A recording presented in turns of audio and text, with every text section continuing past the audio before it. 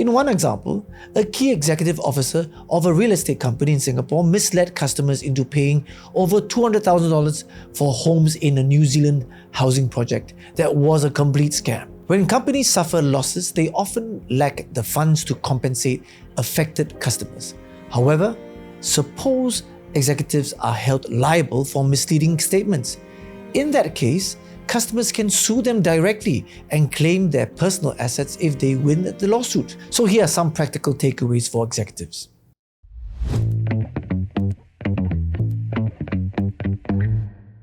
Senior executives and directors of property and investment companies need to be mindful of their statements to customers.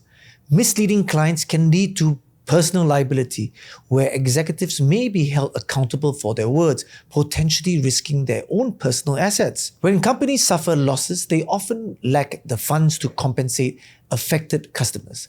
However, suppose executives are held liable for misleading statements. In that case, customers can sue them directly and claim their personal assets if they win the lawsuit. In one example, a key executive officer of a real estate company in Singapore misled customers into paying over $200,000 for homes in a New Zealand housing project that was a complete scam. As such, the court ruled that the executive could be held personally liable for the misleading statements. What are some of the key points to remember from this particular case?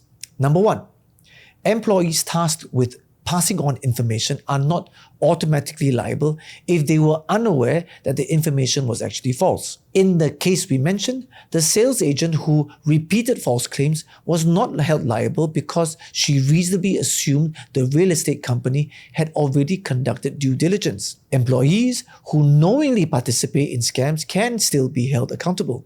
Number two, customers are more likely to trust and act on assurances from key executives. In this case we discussed, the company boss had met the buyers and assured them that the investment was completely safe. The court found his position as a critical executive officer meant his words carried significant weight.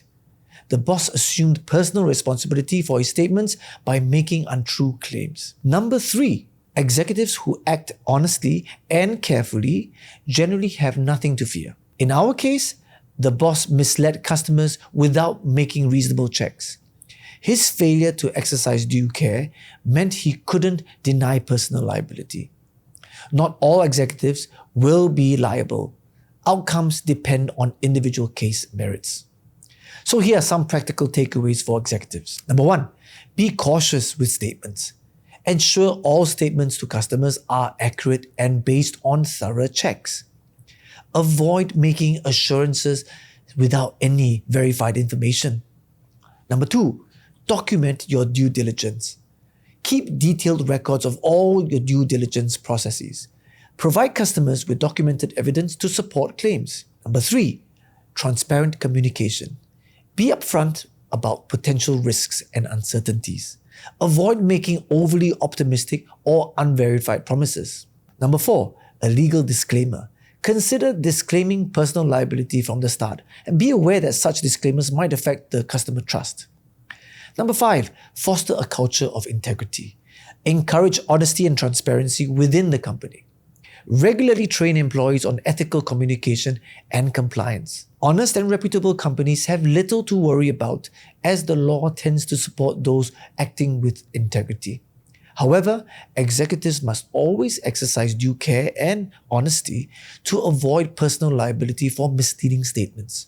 If you found this helpful, follow and subscribe to our channel for more legal things.